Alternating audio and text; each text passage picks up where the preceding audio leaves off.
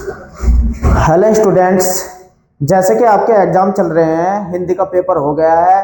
अब आपका जीव विज्ञान का पेपर है और मैं आपके साथ पूरे एग्जाम में जुड़ा हुआ हूं। मैं आपको पेपर में करने का तरीका बताता हूं।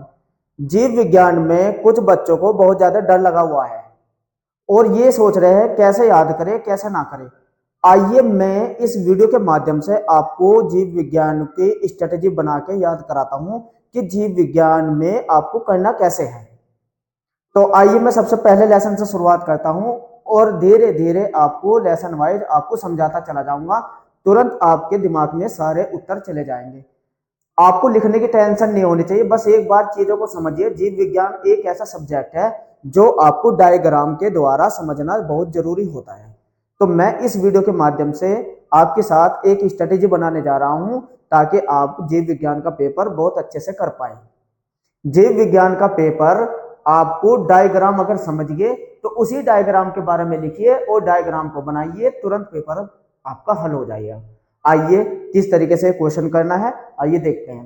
तो सबसे पहले आप मैं प्रश्न बता देता हूं। पहले लेसन में आपको जो प्रश्न करने हैं, ये पहला लेसन है आपका पुष्पीय पादपों में लैंगिक प्रजनन। ये क्वेश्चन इंपोर्टेंट क्वेश्चन है जो मैंने आपके यहाँ लिखे हुए हैं। पहला ही क्वेश्चन आपको तैयार करना है। आवृतबीजी पुष्प की संरचना का सचित्र वर्णन। बायो में एक बात का और ध्यान रखिए, आप अगर एक सिरे से चलेंगे तो आपके याद हो जाता है। बहुत से बच्चे क्या कहते हैं, मेन क्वेश्चन याद करने की कोशिश करते हैं। ऐसे करने से आपका कुछ याद नहीं होता, क्योंकि ये जो बायोलॉजी सब्जेक्ट है ये कनेक्ट होता है टॉपिक। एक टॉपिक जहां खत छोड़ोगे वहां से शुरुआत करनी होती है, फिर जहां छोड़ोगे वहीं से शुरुआत करनी होती है। बहुत से बच्चे क्या करते हैं, मेन याद करने की कोशिश करते हैं, बस उसको रटते हैं और एग्जाम में जाके फिर भूल जाते हैं। तो आपको सीरियल से अगर चलेंगे तो कोई घबराने वाली बात नहीं। मैं आपको 5-6 लेसन इसी वीडियो में आपको अभी कवर करा दूंगा। आप बस मेरे साथ बने रहिए और देखते रहिए बायोलॉजी आपको कैसे करनी है। तो पहला क्वेश्चन देखिए, सीरियल। इसी सीरियल से आपको पेपर करना है, इसी सीरियल से पढ़ना है। बस मेरे साथ इसी सीरियल से मैं आपको पढ़ाऊंगा, देखते रहिए। प्रश्न देखिए, आपसे जो बोर्ड में प्रश्न पूछे जाते हैं, पुष्प की संरचना के बारे में आपसे पूछ सकता है। आवृतबीजी पौधों में लघु बीजाणु जनन प्रक्रिया का वर्णन कीजिए या नर युग्मकोद्भिद के विकास की प्रक्रिया समझाइए। इस तरीके से आपसे चाहे नर युग्मकोद्भिद आ जाए चाहे लघु बीजाणु जनन की प्रक्रिया पूछे। तीसरा क्वेश्चन आपसे इस तरीके से भी, यहाँ लघु बीजाणु जनन पूछा, आपसे यहाँ पूछ सकता है गुरु बीजाणु जनन। देखिए, गुरु बीजाणु जनन प्रक्रिया का वर्णन कीजिए या मादा युग्मकोद्भिद प्रक्रिया को समझाइए। या तो मादा पूछेगा तो गुरु बीजाणु जनन की बात हो रही, अगर नर की बात करेगा तो ये लघु बीजाणु जनन है ना। फिर आपसे क्वेश्चन पूछ सकता है बीजाणु की संरचना का सचित्र वर्णन कीजिए, ठीक है।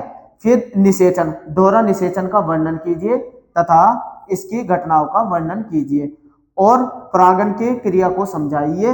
निम्नलिखित पर टिप्पणी लिखिए। भ्रूणकोश, भ्रूणपोष, अनिषेक फलन, बहुभ्रूणता, असंजनन, जायांग, परागकण। अब आप सोच रहे होंगे इतने क्वेश्चन कौन याद करे। क्वेश्चन बिल्कुल याद नहीं करने आपको। अब आइए मैं समझा देता हूं सीरियल से ही। सबसे पहले देखिए क्या है पुष्प की संरचना। जब भी आप आवृतबीजी पौधों की पुष्प की संरचना तैयार करेंगे तो आप देखिए, सबसे पहले आप एक ऐसा डायग्राम याद करिए, वर्गीकरण करके आप अपने क्वेश्चनों को बायोलॉजी को याद करिए। देखिए आपको करना क्या है, पुष्प की संरचना याद रखनी है। पुष्प में कौन कौन से भाग होते हैं। सबसे पहले पुष्पवृंत होता है, ये पुष्पवृंत है नीचे। फिर इसके ऊपर होता है पुष्पासन, फूला हुआ भाग, ऐसे पुष्पवृंत होता है। अभी मैं डायग्राम दिखाऊंगा। फिर बाह्य दलपुंज बनाना है जिसको कहते हैं कलेक्स। फिर दलपुंज होता है कोरेला, ये हरे रंग का होता है, अभी मैं दिखाऊंगा। ये रंगीन कलर का होता है, अलग अलग कलर के होते हैं ये हर पौधों में। फिर आपको नरभाग बनाना है। पुमंग जो होता है वो पुष्प का नरभाग होता है जिसे एंड्रोशियम कहते हैं। फिर जायांग बनाना है, ये मादा भाग होता है। तो अगर आपके दिमाग में पुष्प का जब भी आए तो ये डायग्राम याद रखना है आपको। इसके बाद देखिए डायग्राम, देखिए पुष्प का, ये डायग्राम है पुष्प का। ये देखिए जो भाग मैंने अभी आपको बताए हैं, सबसे पहले पुष्प के भाग को तैयार करिए। देखिए अभी मैंने बताया था आपको, ये तो हो गया पुष्पवृंत, नीचे ये रहा पेडल्स, ठीक है ना। ये हो गया थैलेमस जिसे कहते हैं पुष्पासन, और ये हो गया सेपल यानी कि बाह्य दल। और ये पूरा एक पंक्ति को इसे क्या कहते हैं, ये हरे कलर की होती है सेपल यानी कि बाह्य दल। और इसके बाद होता है ये जो अलग अलग कलर की होती है इसे कहते हैं पेटल यानी कि दल, ठीक है ना। और इसके बाद ये फूला हुआ ये पूरा जायांग है, अंडप, ये पूरा एक अंडप है। और इस फूले हुए भाग को कहते हैं ओवरी यानी कि अंडाशय। और इसके अंडाशय, अगर अंडप की बात करूं, ये होती है स्टाइल वर्तिका। और इसके ऊपर जो भाग होता है इसे कहते हैं स्टिग्मा वर्तिकाग्र। ये पूरा एक अंडप का भाग है, इसे ये मादा जननांग होता है। इसके बाद इसके अंदर ओव्यूल यानी कि बीजांड होता है, ठीक है ना। और अगर मैं नर भाग की बात करूं, नर भाग की बात करूं यानी कि ये हो गया पूरा एक पुंकेसर। एक क्या हो गया पूरा पुंकेसर।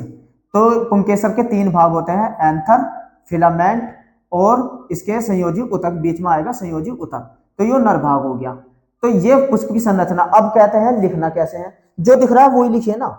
सबसे पहले आप लिखेंगे, अगर आए पुष्प के सचित्र वर्णन कीजिए, पुष्प का तो ये चित्र बनाना। नंबर 1 हेडिंग डालेंगे पुष्परन, आप लिख नहीं सकते, यह पुष्प के सबसे नीचे का भाग होता है। और इसके बाद नंबर 2 डालना पुष्पासन। इसमें आप क्या लिखना है, ये पुष्प वृंत के ऊपर फूला हुआ भाग होता है जिसके ऊपर पुष्प के सभी भाग जुड़े हुए होते हैं। बताइए कहीं से याद थोड़े करना पड़ रहा, आप चित्र देख के बस लिखते चले जाए। बस आप एक बार चित्र को अपने दिमाग में रखे। फिर आएगा सेपल्स, इसके ऊपर लिखना थैलस के ऊपर सेपल्स यानी कि बाह्य दल होता है जो कि हरे रंग का होता है, ठीक है ना। इसके ऊपर लिखना, हेडिंग डालना दल, दल के बारे में लिख देना, यह है रंगीन कलर का होता है और सभी पौधों में अलग अलग रंग का होता है, ठीक है ना। फिर हेडिंग डालना अंडप, अंडप। तो अंडप में लिखना, यह इसके निम्नलिखित भाग होते हैं। सबसे ऊपर के भाग को वर्तिका कहते हैं, इसके नीचे एक नालीनुमा भाग होता है जिसे वर्तिका वर्तिका कहते हैं, वो वर्तिकाग्र है, वर्तिका कहते हैं। और इसके नीचे का फूले हुए भाग को अंडाशय कहते हैं। अंडाशय के अंदर बीजांड उपस्थित होते हैं। ये हो गया अंडप के बारे में। फिर आप लिखना पुंकेसर के बारे में, कि इस पुंकेसर के सबसे ऊपर भाग को एंथर यानी कि परागकोश कहते हैं। और ये नीचे पूतंतु द्वारा जुड़ा रहता है, ठीक है ना। ये पूतंतु यानी कि फिलामेंट भी कहते हैं। तो इस तरीके से पुष्प का आपने लिख भी दिया जो आपको दिखाई दे रहा। बस मैंने क्या कहा था, डायग्राम द्वारा चलेंगे। अब आपको क्या काम करना है इसमें, आपको अब आपको बताना है अब आपको लेसन कैसे तैयार करना। अब ये देखिए, लेसन तैयार करने के लिए आपको ये बात याद होनी चाहिए, इस डायग्राम को समझिए। पुष्प के पादपों में लैंगिक जनन कैसे होता है। पुष्प पादपों में लैंगिक जनन की क्रिया, एक तो निषेचन होता है, निषेचन से पहले की घटना होती है और निषेचन के बाद की घटना होती है। निषेचन से पहले की घटना देखिए क्या क्या आपको उसमें पढ़ना है। सबसे पहले आपको पढ़ना है पुंकेसर के बारे में। पुंकेसर के अंदर अब फिर आपको जाकर पढ़ना है परागकोश के बारे में, फिर लघु बीजाणुधानी के बारे में, फिर लघु बीजाणु जनन के बारे में, परागकण और परागकण का विकास। इसके लिए भी मैंने सारी स्ट्रेटेजी तैयार की हुई, लेकिन आपको ऐसे चलना, पहले पुंकेसर के बारे में पढ़ेंगे, फिर परागकोश के बारे में पढ़ेंगे, फिर लघु बीजाणुधानी। इस तरीके से आपको ये तैयार करना है। यही निषेचन से पहले की घटना है जो निषेचन से पहले होती है। फिर आपको अंडप के बारे में पढ़ना। अंडप के अंदर क्या बताया मैंने, अंडाशय पढ़ेंगे। अंडाशय के अंदर बीजांड होता है जिसे गुरु बीजाणुधानी भी कहते हैं, उसको वर्णन करना है आपको। फिर गुरु बीजाणु जनन का मतलब अंडा बनने की क्रिया गुरु बीजाणु जनन कहलाती है। फिर गुरु बीजाणु बन जाएगा, उसके अंदर भ्रूणकोश। ये आपको पढ़ना है सीरियल से इसी तरीके से। फिर आपको पढ़ना है निषेचन की क्रिया। निषेचन में द्विनिषेचन होता है आवत बीजी पौधे में। कैसा होता है, एक जो नर युग्मक का जो केंद्रक होता है न्यूक्लियस, नर युग्मक का जो न्यूक्लियस होता है उसमें अंडकोशा से नर केंद्रक मिलता है, तो एक तो युग्मक संजन कहलाता है। एक द्वितीयक केंद्रक होता है भ्रूणकोश में, एक केंद्रक यहाँ मिलता है, ये त्रिसंजन कहलाता है। इस तरह दो बार क्या होता है, संलयन होता है, इसीलिए इसे कहते हैं द्विनिषेचन। ये निषेचन की क्रिया पढ़ेंगे। फिर निषेचन के बाद क्या होता है, भ्रूणकोश का विकास होता है। जब निषेचन हो जाता है भ्रूणकोश का विकास होता है, फिर भ्रूण का विकास होता है, बीज बनता है, फल बनता है, ऐसा जनन व बहुभ्रूणता होती है। इस तरीके से पूरा लेसन आपके दिमाग में ये डायग्राम आ जाना चाहिए। अब इस डायग्राम के अकॉर्डिंग आपको कैसे चलना है, क्वेश्चन आपके तुरंत तैयार होने शुरू हो जाएंगे। आप देखिए, सबसे पहले आपको जो क्वेश्चन आया है वो क्वेश्चन आया है ये पुंकेसर। सबसे पहले हम नर भाग की बात करेंगे। ये पुंकेसर है।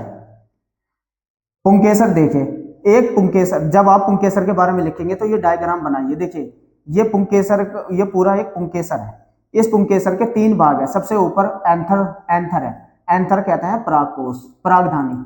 ये क्या है?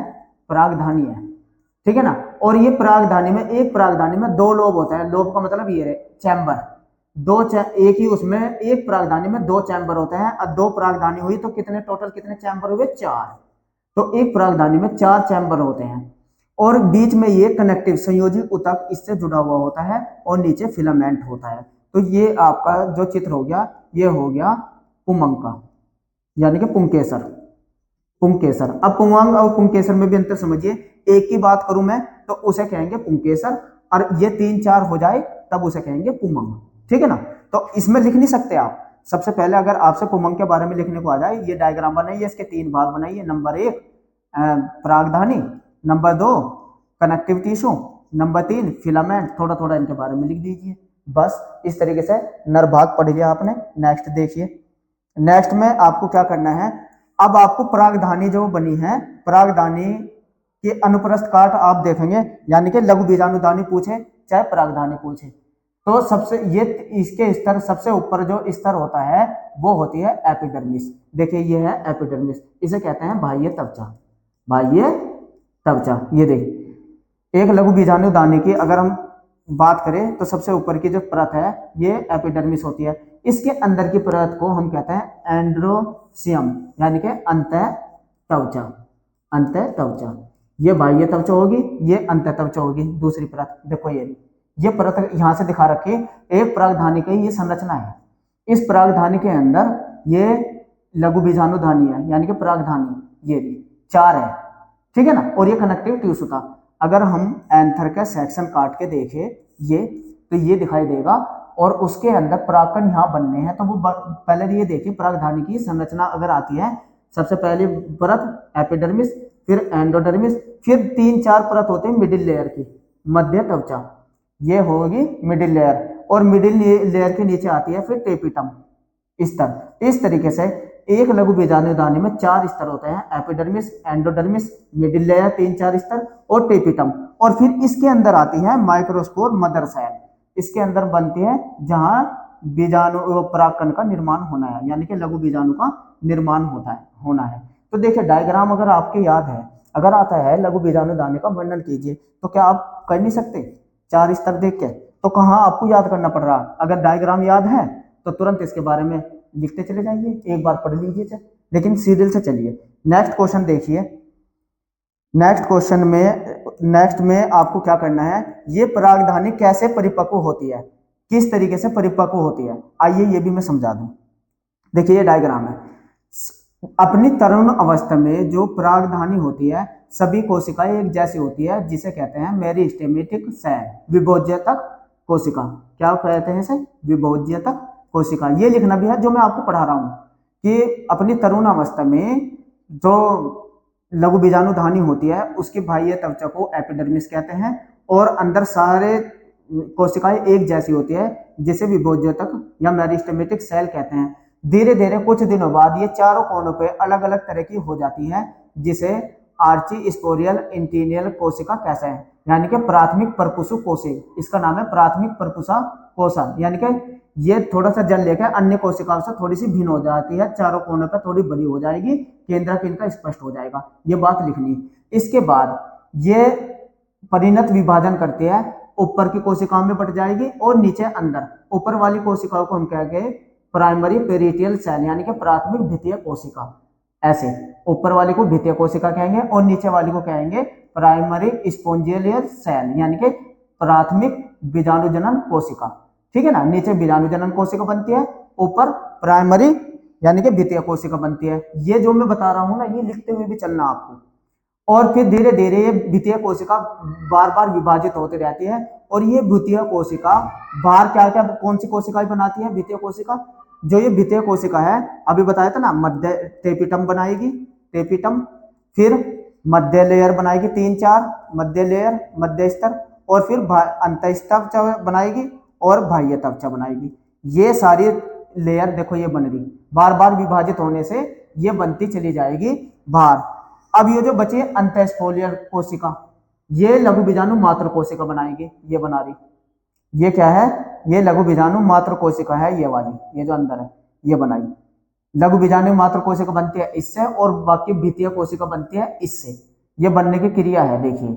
और ये लघु बीजाणु मात्र कोशिका जब बन जाएगी, इससे फिर परागकण का, इसके एक लघु बीजाणु मात्र कोशिका से 4 परागकण का निर्माण होता है।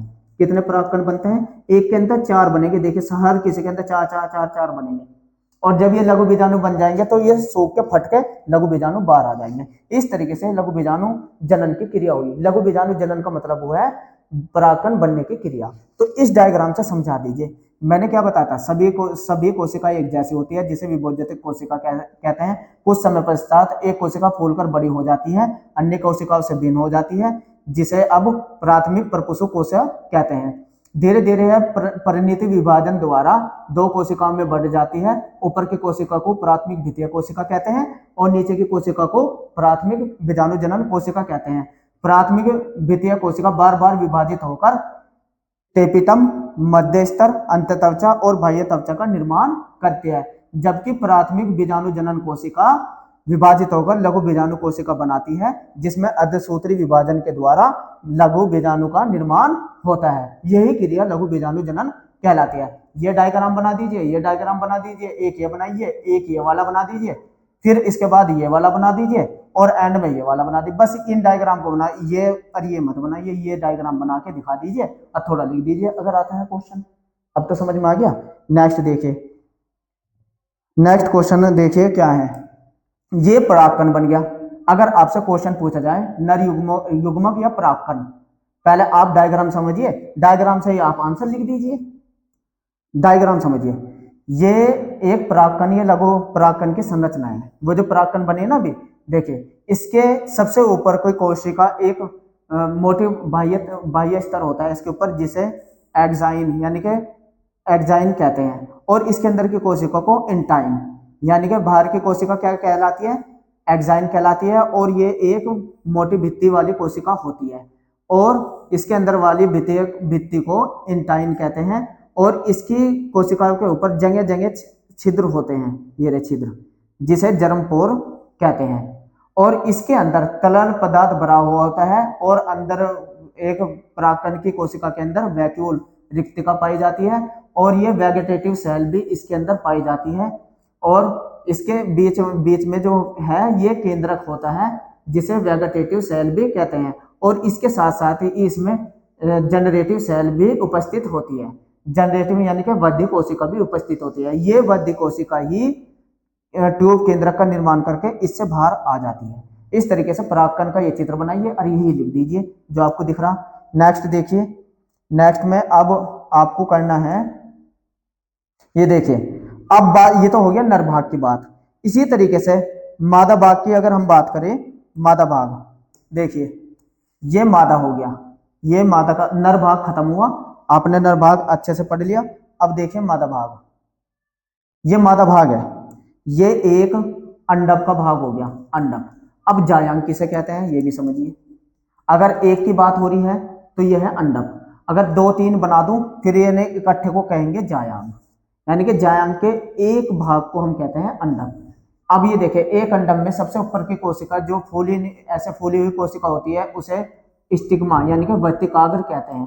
क्या कहते हैं? वर्तिकाग्र कहते हैं। जायांग के बारे में लिख रहे हैं आप। और इसके नीचे नलीनुमा रचनाएं होती है जिसे स्टाइल यानी कि वर्तिका कहते हैं। इस वर्तिका के नीचे फूला हुआ भाग ओवरी अंडाशय कहलाता है।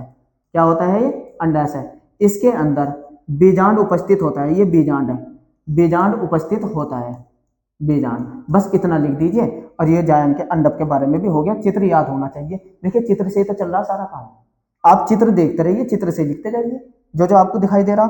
ठीक है, अब नेक्स्ट क्वेश्चन देखिए। नेक्स्ट क्वेश्चन बीजांड की बात आई थी अभी, ये बीजांड हो गया। अगर आपसे पूछा है एक बीजांड का सचित्र वर्णन कीजिए, देखिए मैंने लिखवाया था ना बीजांड का। देखिए सबसे पहले आपने मादा भाग बनाया, मादा भाग के अंदर बीजांड दिखाए। अब बीजांड के ये भाग जो आपको दिखाई दे रहे हैं ना, ये न्यूक्लियस, ये सलेजा हो गया, ये आउटर इंटेगमेंट, ये इनर इंटेगमेंट, ये एंटीपोडल कोश, ये भ्रूण कोश हो गया। इसके अंदर पहले समझ लीजिए, भ्रूण कोश के अंदर ये वाली संरचना होगी एग यानी कि अंडा, और ये दो जो होगी इंटरमेंट यानी कि प्रतिमुख कोशिका, और ये एंटीपोडल कोशिका हो गई, और बीच में हो गया ध्रुवीय केंद्रक पोलर न्यूक्लिया, ध्रुवीय केंद्रक, और ये एम्ब्रियो सैक यानी कि भ्रूण कोश हो गया। ये रेफे हो गया, रेफे ये बाहर का भाग क्या होता है, रेफे, ये चलेजा हो गया, है ना, और ये निभाग होता है। तो ये वाली बात जो इसमें आपको दिखाई दे रही है, यही बातें लिखते जाइए और ये चित्र बनाइए। कहाँ आप उसमें लग रहे हैं, इस चित्र को बनाइए और बहुत इंपॉर्टेंट है। और इसके बारे में ये हेडिंग डाल के इनर सबसे बाह्य स्तर को आउटर इंटेगमेंट कहते हैं, ऐसे लिखिए, आउटर इंटेगमेंट कहते हैं यानी कि बाह्य आवरण। आउटर माने बाह्य, इंटेगमेंट आवरण, और ये इनर आवरण होता है। इसके अंदर भ्रूण कोश होता है, भ्रूण कोश के अंदर ये लिख दीजिए। तो बेजांड के बारे में भी आपको पूरे समझ में आ गया। तो जायांग पढ़ा, जायांग के बाद आपने बेजांड पढ़ा। बेजांड के अंदर क्या आया, भ्रूण कोश। आइए इसकी भी बात करेंगे थोड़ी सी देर में। ये भ्रूण कोश हो गया। अब अगर आपसे पूछा जाए भ्रूण कोश के संरचना का सचित्र वर्णन कीजिए, देखिए भ्रूण कोश आ गया। अब आप भ्रूण कोश लिखना है आपको, ये भ्रूण कोश का चित्र बनाना है। इसके अंदर आपको दिखाई दे रहा होगा एंटीपोडल, सबसे ऊपर होती है एंटीपोडल प्रतिमुख कोशिका। इसे क्या कहते हैं, प्रतिमुख कोशिका होती है, तीन होती है ये, 1 2 3। सबसे ऊपर की कोशिका प्रतिमुख कोशिका होती है, और इसके बीच में दो केंद्रक युक्त पोलर न्यूक्लिया ध्रुवीय केंद्रक होता है। और सबसे नीचे जो 3 कोशिकाएं होती है, इसमें सबसे ऊपर की फूली हुई कोशिका अंड कोशिका होती है, और दो नीचे की जो कोशिकाएं होती है, ये दो, इन्हें कहते हैं सेनेजेट, सहायक कोशिका। ये कौन सी होती है, सहायक कोशिका होती है। इतना लिख दीजिए। तो एक भ्रूण कोश के अंदर कितनी कोशिका होती है, 8, 1 2 3 4 5 6 7 8। जब नर भाग आता है, एक नर केंद्रक तो इससे क्रिया करता है, त्रिसंलयन हो गया, और एक कहता है एक्स, इससे भ्रूण बनेगा, इससे भ्रूण कोश बनेगा। आइए आगे समझेंगे। तो ये भ्रूण कोश के बारे में भी आप समझा सकते हैं। नेक्स्ट देखिए, नेक्स्ट में आपको क्या याद करना, भ्रूण कोश के प्रकार। ये जो आपने भ्रूण कोश पढ़ा, अलग अलग तरह का भ्रूण कोश होते हैं। देखिए कौन कौन से भ्रूण कोश होते हैं। भ्रूण कोश, केंद्र के भ्रूण कोश होता है, कोश के भ्रूण कोश होता है, और माध्यमिक हेलिबेल भ्रूण कोश होता है। ये जो भ्रूण कोश बने, 3 तरह के भ्रूण कोश होता है, केंद्रकीय, कोशिकीय और माध्यमिक, ठीक है ना। ये डायग्राम से याद रखिए भ्रूण कोश। अब बीजांड के प्रकार, बीजांड अलग अलग तरह के होते हैं, आर्थोट्रोपस, एनाट्रोपस, हेमिट्रोपस, कैम्पाइलोट्रोपस, एम्फिट्रोपस, ससेट्रोपस। अब सोच रहे होंगे ये क्या है। आइए डायग्राम से, मैंने कहा डायग्राम से, ये तो याद रखिए बस। आइए डायग्राम से समझा देता हूं। ये रहा, देखिए डायग्राम भी, ये रहे, ये एनाट्रोपस है, यानी कि इस तरीके से इस डायग्राम को याद करिए। जब तीनों एक रिजु रेखा पे हो, ये माइक्रोफिल भी, एम्ब्रियो भी, सलेजा भी और फिन्यूल एक ही रेखा पाए, जब इसे एट्रोफस कहते हैं। और अगर ये कोमानुमा ऐसी आकृति का होता है बीजांड, तब इसे कहते हैं दूसरे टाइप। वे जो टाइप लिख रखे हैं ना, कि आकृति का होता है, ये इस तरीके के साथ ज्यादा मुड़ जाता है, ये होता है घोड़े की नाल का आकार का होता है, और ये ऐसे 4 आकृति का होता है। इस तरीके से 6 के 6 जो पीछे हैं, ये क्रम से ये चित्र है उनके, और उन इसी चित्र के बारे में लिख दीजिए अगर आता है बीजांड के प्रकार। इसके बाद आप देखिए, अब इसमें एग बन गया, मादा भाग के अंदर एग बना, वहां परागकण बना। अब वो परागकण मादा भाग पे आना है। अब ये देखिए परागकण, परागन की क्रिया पूछते हैं, यानी कि परागन किसे कहते हैं, जो नर युग्मक है, नर युग्मक जो बना है, वो नर युग्मक का भी आपको डायग्राम बना के दिखाया था, वो यहां तक जाना है, वर्तिकाग्र तक, अंडक के वर्तिकाग्र तक जाना है। ये जाने की प्रक्रिया परागन कहलाती है, परागन, ठीक है ना। अब ये परागन कैसे होता है, स्वयं परागन होता है। अगर ये अपने आप चले जाए तो इसे स्वयं परागन कहते हैं, अगर किसी के माध्यम से जाए तो वह पर परागन कहलाता है, ठीक है ना। ऑटोगोमी, जिटेनोगोमी, ये भी समझिए। ऑटो का मतलब अपने आप, अगर इसी पौधे का जो पौधा, इसी पौधे का जो परागकण बना, उसी पे जाकर क्रिया कर ले, इसी पौधे पे जो फूल बना, उसी फूल पे ये जाके उसी के अंडक से क्रिया करे, ऑटोगोमी। अगर दूसरे फूल से जाके क्रिया करे तो जिनोटोगोमी। समझ में आ गया। पर परागन क्या होता है, ये अजैविक साधनों के द्वारा चले जाते हैं, और ये जैविक साधनों के द्वारा। अजैविक साधनों के द्वारा जैसे हवा के जरिए चले जाएं या जल के जरिए चले जाएं, तो ये हो गया अजैविक साधन। जैविक साधन जैसे कीट द्वारा, पक्षी द्वारा, चमगादड़ द्वारा, घोंघा द्वारा, अगर ये परागकण घोगा द्वारा यहाँ तक जाए इनके द्वारा, तो ये हो गया जैविक साधन। तो ये हो गया पूरा परपरागण। इसको याद रखिए और थोड़ा थोड़ा हेडिंग डाल के अगर आए तो लिख दीजिए, तो वर्गीकरण द्वारा भी आपके याद हो जाएगा। नेक्स्ट देखिए, ये अब नेक्स्ट में आपको क्या आना है, ये बहुत ज्यादा इंपॉर्टेंट है। ये हुआ पूरा का पूरा प्रक्रिया। अगर आपसे जीवन चक्र पूछे, आवतबीजी पौधों का जीवन चक्र, देखे अब यहां समझिए, ये पहले पूरा ये पुष्प है, ये पुष्प का मेल भाग है और ये है मादा भाग, ठीक है, ऐसे दिखाइए। फिर मेल भाग में ये परागधानी बनाई और परागधानी, और ये बनाया बीजा वो अंडक यानी कि अंडाशय। अब यहां से बन गया माइक्रोस्पोर मदर सेल, इसके अंदर बन गई, इसके अंदर मेगास्पोर यानी कि गुरु बीजाणु मातृकोशा, यहाँ लघु बीजाणु मातृकोशा। अब ये क्या है, विभाजित होके ये बन गया पोलन ग्रेन यानी कि परागकण। यहां तक जो है, जब यहाँ होता है अर्धसूत्री विभाजन मियोसिस, यहाँ मियोसिस होने के बाद गुणसूत्रों की संख्या आधी रहता है जाती है परागकण बनते ही, तो यहाँ युग्मकोद्भिद अवस्था शुरू हो जाएगी, युग्मकोद्भिद अवस्था, जहां गुणसूत्रों की संख्या आधी हो जाए। और वो कब होती है, जब अर्धसूत्री विभाजन होता है। जब मदर सेल में अर्धसूत्री विभाजन होता है और परागकण बनते हैं, तो यहाँ अर्धसूत्री विभाजन हुआ ना, तो गुणसूत्रों की संख्या आधी रह गई, तब ये युग्मकोद्भिद अवस्था होती है। और बीजाणुउद्भिद अवस्था जब गुणसूत्र की संख्या दुगनी होती है, ठीक है।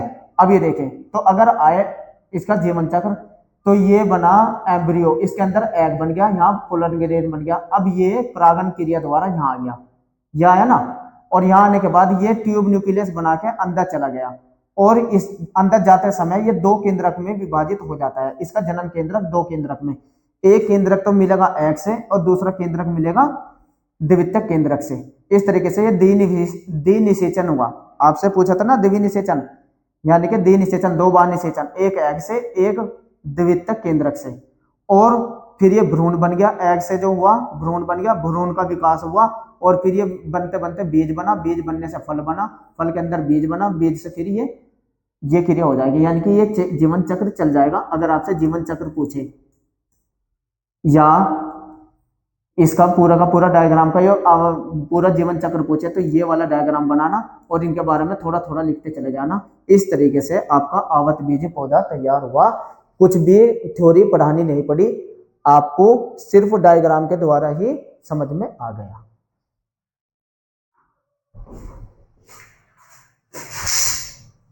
चलिए देखते हैं लेसन 2 में जो इंपॉर्टेंट क्वेश्चन है, जो बोर्ड में लगातार पूछे जाते हैं। आइए उन क्वेश्चनों को देखते हैं। पहला ही क्वेश्चन जो है आपसे जो पूछा जाएगा, इस तरीके से आपको सीरियल से ही याद करने हैं। मनुष्य में नर जनन तंत्र का सचित्र वर्णन करो। बहुत इंपॉर्टेंट क्वेश्चन है, ये बोर्ड में लगातार पूछा जाता है। या तो मानव जनन तंत्र को पूछेगा आपसे, या मादा जनन तंत्र पूछेगा, इनमें से कोई सभी क्वेश्चन आपसे पूछ सकते हैं। तीसरा जो क्वेश्चन है वो मानव शुक्राणु या अंडाणु की संरचना का सचित्र वर्णन पूछा जा सकता है। लेसन 2 के ये इंपॉर्टेंट क्वेश्चन है जो मैंने लिखे हुए हैं। नंबर 4 पर टिप्पणी आपसे पूछ सकता है, किस किस पे, शुक्राणु जनन अर्थात शुक्राणु बनने की क्रिया, या अंडाणु जनन यानी कि अंडा बनने की क्रिया, और शुक्र जनन नलिका सेमिनिफेरस ट्यूब कहते हैं इसको, इसका भी सचित्र वर्णन आपसे पूछ सकता है। प्लेसेंटा पर टिप्पणी पूछी जा सकते हैं, आंत्रव चक्र पे और प्रसव पे। इन ये क्वेश्चन जो लेसन 2 है उसके सबसे ज्यादा इंपॉर्टेंट क्वेश्चन यही है। आइए इन क्वेश्चनों को मैं आपके तैयार करा देता हूं, वो भी चित्रों के माध्यम से या वर्गीकरण के माध्यम से। तो सबसे पहले आपको लेसन 2 के किस तरीके से स्ट्रेटेजी बनानी है, आइए देख लेते हैं लेसन 2 को। लेसन 2 में जो आपको करना है तैयार, ये आपको तैयार करना है लेसन 2 में। देखिए आपको तैयार करना है इस तरीके से, लेसन 2 आपको तैयार करके रखना है। आपको एक डायग्राम अपने दिमाग में ऐसे बना लेना है। मनुष्य के जनन तंत्र, एक होता है नर जनन तंत्र, एक होता है मादा जनन तंत्र। सबसे पहले नर जनन तंत्र देखिए, इसमें आपको क्या क्या पढ़ना है। सबसे पहले आपको प्राथमिक जनन तंत्र, जिसके अंतर्गत आपको पढ़ना है वर्षण यानी कि टेस्टेज। ये मनुष्य का यानी कि नर का प्रथम जनन तंत्र होता है, जिसमें शुक्राणु का निर्माण होता है। वर्षण के अंदर क्या होता है, शुक्राणु का निर्माण होता है। फिर इसकी सहायक नलिका होती है जो शुक्राणु को आगे बढ़ाती है, यानी कि शुक्राणु इनसे होता हुआ आगे बढ़ता है। तो वे नलिकाएं कौन कौन से होती है, शुक्रवाहिकाएं नलिकाएं, जिसे वासा इफ्रेंसिया कहते हैं, एपिटिडाइमिस शुक्रवाहिनिका, वासा यानी कि वासा डिफरेंस, शुक्राशय, सेमिनल वेसिकल्स और स्खलन वाहिनियां और मूत्रमार्ग, ये सहायक नलिकाएं होती है जिसमें को शुक्राणु होता हुआ आगे बढ़ता जाता है। और फिर इसके होते हैं सहायक ग्रंथियां। नर जनन तंत्र में 3 सहायक ग्रंथियां आप पढ़ेंगे, शुक्राशय, प्रोस्टेट और काउप्रस।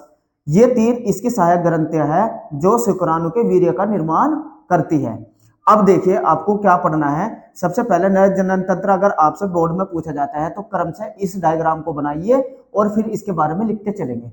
इसी तरीके से अगर मादा जनन तंत्र के बारे में पूछे तो आपको ये डायग्राम याद रखना है। सबसे पहले प्राथमिक जनन अंग, इसमें होता है अंडाशय और इसमें क्या था, वर्षण। मादा में होता है प्राथमिक जनन अंग अंडाशय, यानी कि यहाँ अंडाणु बनता है, ठीक है ना। और फिर इसके सहायक जनन अंग कौन कौन से, इसमें है अंडवाहिनी, गर्भाशय, योनि, ठीक है ना। यहां से शुक्राणु होता हुआ यानी कि अंडाणु जो है वो योनि से होता हुआ गर्भाशय और अंडवाहिनी में आके फिर वो अंडाशय से क्रिया करता है। इसके बाद जो ग्रंथियां, इसमें भी सहायक ग्रंथियां कौन कौन सी होती है, स्तन ग्रंथियां, ब्रथोलिन ग्रंथियां और पेनियल ग्रंथियां। तो इस तरीके से मादा जनन तंत्र है। आइए अब चित्रों के माध्यम से इसको समझा देता हूं। सबसे पहले नर जनन तंत्र को देख लेते हैं। देखिए नर जनन तंत्र की अगर बात करें तो सचित्र वर्णन आता है, जैसा आपको डायग्राम में दिखाई दे रहा बस वैसे ही आपको लिख देना है। नर जनन तंत्र में सबसे पहले आप ये टेस्टिज, इसको कहते हैं वर्षण। वर्षण, वर्षण के ऊपर ये वर्षण कोश होता है जिसके अंदर वर्षण होता है, ये हो गया वर्षण कोश।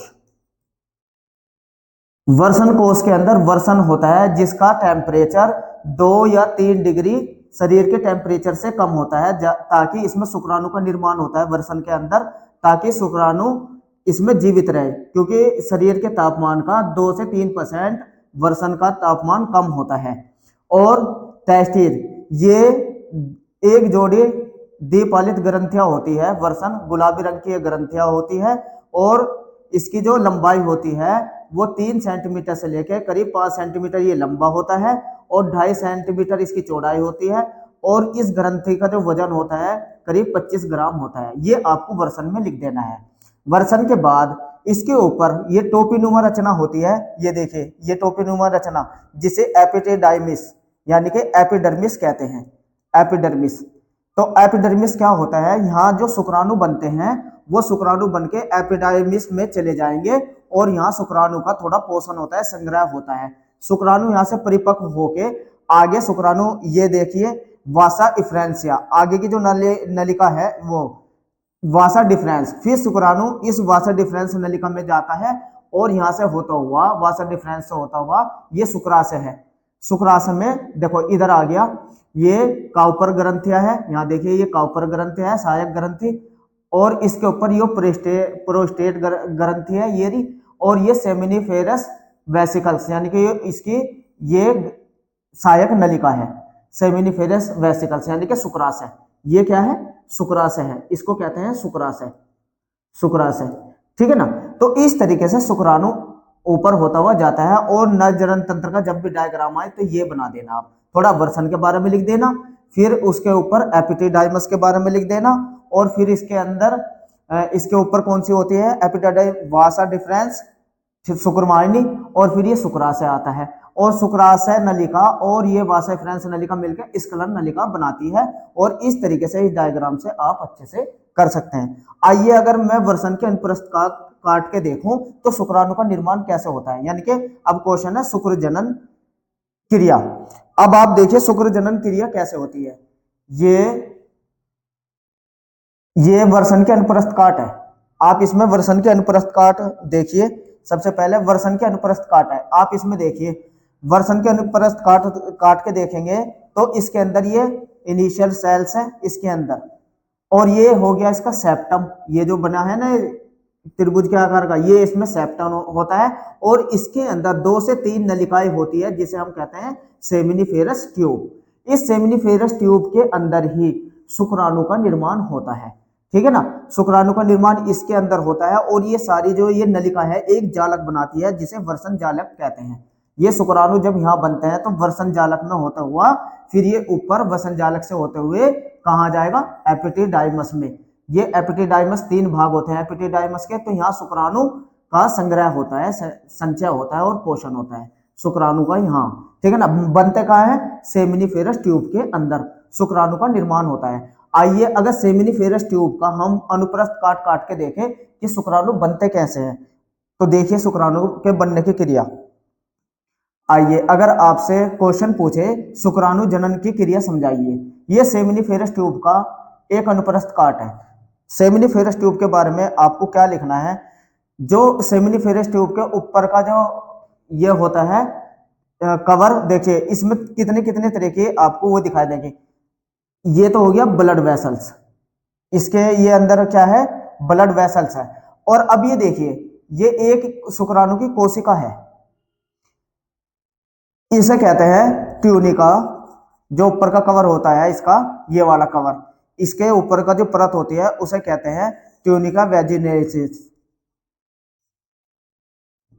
ट्यूनिका वेजिनेलिस, ठीक है ना। और इसके अंदर जो दूसरी परत होती है ये वाली, इसे कहते हैं ट्यूनिका एल्बुजिनिया, ट्यूनिका एल्बोजीनिया। इनके बीच में ट्यूनिका वेजिनेलिस में और ट्यूनिका एल्बुजिनिया के बीच में एक तरल पदार्थ भरा होता है जो इसको बाह्य आघातों से बचाता है। अब इसके अंदर बात करेंगे हम, ये देखिए ये इसके अंदर जो कोशिकाएं हैं, इसकी कोशिकाओं को, इसकी कोशिकाएं को कहते हैं हम शुरू में primary germ cell, primary germ cell यानी कि प्राथमिक जनन कोशिका। ये होती है प्राथमिक जनन कोशिका। धीरे धीरे ये वृद्धि करके फिर काय में बदल जाती है स्पर्मेटोगोनिया कोशिकाएं। अंदर देख रहे हैं, तो सबसे पहले कोशिकाओं को हम क्या कहते हैं, इसमें देखिए एक बार और डायग्राम को। सबसे पहले होती है प्राइमरी जर्म सेल यानी कि प्राथमिक जनन कोशिका, ये वाली जो है ये प्राथमिक जनन कोशिका है। और इसके अंदर जब ये पोषण करके वृद्धि करके थोड़ी सी बड़ी हो जाती है, फिर इसको हम कहते हैं स्पर्मेटोगोनिया सेल यानी कि शुक्राणु जनन कोशिका। इसके अंदर कौन सी होती है, शुक्राणु जनन कोशिका। फिर ये वृद्धि करके क्या बना लेते हैं, स्पर्मेटोसिस्ट, स्पर्मेटोसिस्ट। फिर थोड़ी सी और वृद्धि करके ये क्या बन जाती है, स्पर्मेटो, ये होता है सेकेंडरी स्पर्मेटोसिस्ट, ठीक है ना। तो इस तरीके से 3 तरह की कोशिकाएं आप इसमें देख रहे हैं, प्राथमिक जनन कोशिका, फिर इसके अंदर स्पर्मेटोगोनिया और फिर सेकेंडरी, ठीक है ना। और बीच बीच में सर्टोली कोशिकाएं हैं, देखिए बीच बीच में ये जो बड़ी बड़ी कोशिकाएं हैं ना, ये आ रही, ये सर्टोली कोशिकाएं हैं। ये शुक्राणु को, जब शुक्राणु का निर्माण होता है इसके अंदर, ये देखो शुक्राणु बन रहे हैं, ये शुक्राणु का जो निर्माण होता है ये उसको पोषण देती है। इसे नर्स सेल भी कहते हैं, इसको नर्स सेल भी कहते हैं। ये शुक्राणु को ऑक्सीजन प्रदान करती है, पोषण प्रदान करती है और एक तरीके से इनकी रक्षा भी करती है। शुक्राणु बनके इनके ऊपर चिपक जाता है और यहीं से इससे सर्टोली कोशिकाओं से पोषण लेता रहता है। तो इस तरीके से शुक्राणु का निर्माण ये हो जाता है, शुक्र जनन क्रिया कहलाती है। इसके अंदर क्या बना, शुक्राणु। आइए अब देखते हैं, जब शुक्राणु बन जाता है तो शुक्राणु की संरचना देख लेते हैं, शुक्राणु कैसे होता है। देखिए ये शुक्राणु की संरचना है, आप शुक्राणु की संरचना देखिए। एक शुक्राणु जब परिपक्व होकर शुक्राणु बनता है तो उस शुक्राणु के अंदर देखिए सबसे पहले आपको क्या दिखाई देगा, ये शुक्राणु का ये तो होता है हेड। 3 भागों में मनुष्य का शुक्राणु बटा होता है। शुक्राणु को अगर चित्र सहित बनाना जाए, सबसे ऊपर के हिस्से को हम कहते हैं हेड, बीच के हिस्से को हम कहते हैं मिडिल। इसके अंदर ही माइटोकॉन्ड्रिया होता है, मिडिल में क्या होता है, माइटोकॉन्ड्रिया होता है। और फिर शुक्राणु की पूंछ आती है, ये शुक्राणु की पूंछ होती है। इस तरीके से शुक्राणु 3 भागों में बटा होता है। और जो हेड होता है इसके ऊपर होता है एक्रोसोम का कवर, ये एक्रोसोम का कवर होता है। और जब ये अंडे से चिपकता है तो ये एक्रोसोम का कवर उसे, उसके जो अंडाणु के ऊपर का कवर होता है उसे पिघालने का, उसे हटाने का काम करता है ये एक्रोसोम। फिर इसके अंदर न्यूक्लियस होता है, ये न्यूक्लियस है, ये इसकी नेक आ जाएगी। और फिर ये इसकी बेसल बॉडी, जिसके बीच के भाग में माइटोकॉन्ड्रिया होता है। और फिर इसकी पूंछ होती है ताकि शुक्राणु को आगे बढ़ाए। तो इस तरीके से शुक्राणु का सचित्र वर्णन कर सकते हैं। तो ये हो गया पूरा शुक्राणु का वाला पार्ट। अब बात करेंगे हम स्तरीय मादा जनन तंत्र की। अब मादा जनन तंत्र को देखिए आप, पहले तो मैंने आपको शुक्राणु के बारे में बताया, शुक्राणु के 4 भाग बताए, ये वाले 4 भाग। देख लीजिए, शुक्राणु, मानव शुक्राणु के 4 भाग कौन कौन से हैं? शीर्ष भाग, ग्रीवा, मध्य भाग, पूंछ। और मैंने आपको वो डायग्राम में दिखा दिया। इसके बाद देखिए आप नेक्स्ट मादा जनन तंत्र की अगर हम बात करें तो मादा जनन तंत्र देखिए, ये मादा जनन तंत्र का चित्र है। देखिए मादा जनन तंत्र को देखिए आप, मादा जनन तंत्र ये रहा। सबसे मादा जनन तंत्र में सबसे नीचे ये वेजिना होती है, ठीक है ना, और इसके ऊपर जो ये भाग होता है इसे कहते हैं कैर्विक्स कैनाल। एक तरीके से कैर्विक्स कैनाल है, और ये है कैर्विक्स, ये कैर्विक्स की होगी गुहा। और ये जो होता है देखो, इसमें इसके बाहर के कवर को हम क्या कहते हैं? पेरीमेटेरियम। ये वाला बाहर का हिस्सा जो क्या है? पेरीमेटेरियम। और अब आप यहाँ देखिए, ये होती है दोनों तरफ प्राथमिक अंग इसके ओवरी, यानी कि अंडाशय, दोनों तरफ अंडाशय। अंडाशय जो ये जुड़ा होता है यहाँ, ये जो पूरा का पूरा है यहाँ तक, देखिए इधर दे रखा होगा, ये अंडाशय से ये फ्यूनल, एम्फूला और एथिलियस, ये 3 भाग होते हैं इसके, जो जिससे अंडाणु लगा हुआ होता है। तो कौन कौन सा? फ्यूनल, एम्फूला और एथिलियस, ठीक है ना। बाद में यहाँ जो आता है ये हो गया यूट्रस, यानी कि गर्भाशय। ये क्या है? गर्भाशय है। अब शुक्राणु यहाँ से होता हुआ, इधर से होता हुआ, यहाँ गति करता हुआ, यहाँ आके इसके इस वाले भाग में अंडाणु से क्रिया करेगा। अंडाणु बनेंगे यहाँ से, और अंडाणु बाद में यहाँ से बन के यहाँ आ जाता है, और शुक्राणु यहाँ से पहुंच के क्रिया करता है, निषेचन की क्रिया इस जगह इसकी पूरी हो जाती है। तो ये हुआ स्त्री जनन तंत्र। इसके बाद आप देखिए अंडाणु बनने की क्रिया, यानी कि अंडाणु जनन। अंडाणु जनन कैसे होता है ये देखिए, अंडाणु का निर्माण।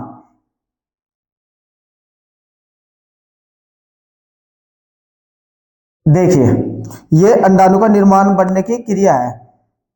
अगर हम देखें कि यहाँ जो ये जो ऊपर की लेयर है इसे कहते हैं जर्मिनल एपिथेलियम। ये जो ऊपर की लेयर है इसके अंदर फासिकल, यानी कि प्रोमोडियल फासिकल बनता है, छोटी छोटी मात्रा में फोसिकल बनते हैं इसके, उसमें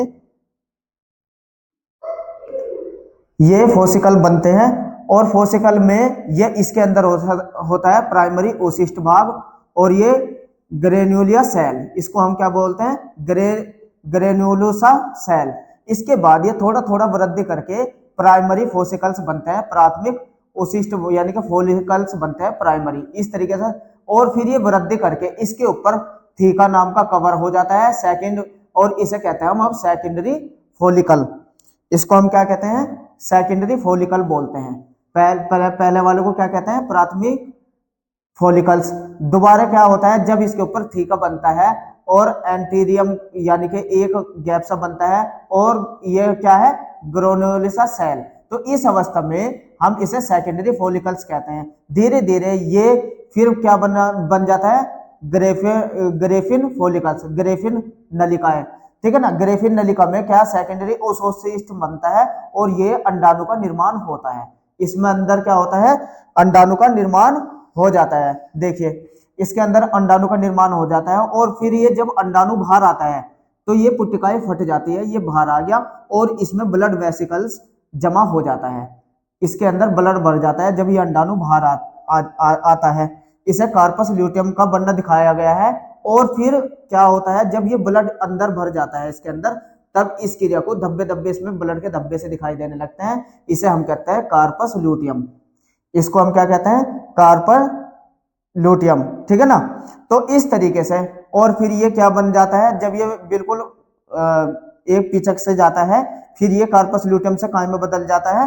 कार्पस एल्बुकेन्स। इसे कहते हैं हम कार्पस एल्बुकेन्स, और ये यहाँ है ब्लड वेसल्स। इस तरीके से अंडा बनने की क्रिया ये पूरी की पूरी अंडाशय में होती है। ये पूरा का पूरा क्या है? अंडाशय में। अगर एक अंडाणु को देखे तो अंडाणु के ऊपर का भाग ग्रेन्युलोसा सेल होती है, फिर जोना पेल्यूसिडा होता है इसके अंदर, और सेकेंडरी ओसिस्ट होता है। आइए अब अंडाणु की भी एक संरचना देख लेते हैं। ये अंडाणु है, ये पूरा परिपक्व एक अंडाणु है, जिसके ऊपर ये जो कोशिकाएं से देख रहे हैं इसे कहते हैं कोरोना रेडिएटा, और इसके अंदर ये जो भाग है इसे कहते हैं जोना पेलिकोसिडा, और ये जो ऊपर है ये फर्स्ट पोलर बॉडी होती है इसकी, और इसके अंदर जो तरल पदार्थ है इसे साइटोप्लाज्म हो गया, और इसके अंदर ये हो गया न्यूक्लियस। तो इस तरीके से ये इस तरीके के अंडाणु की रचना है। आइए अब देखते हैं। तो ये था पूरा मानव जनन तंत्र का। उसके बाद निषेचन की क्रिया होती है। निषेचन की क्रिया से जायगोट बनता है, और जायगोट से भ्रूण का निर्माण हो जाता है। तो ये आपने पढ़ा मानव जनन तंत्र सचित्र चित्रों के माध्यम से। फिर मिलते हैं। Thank you.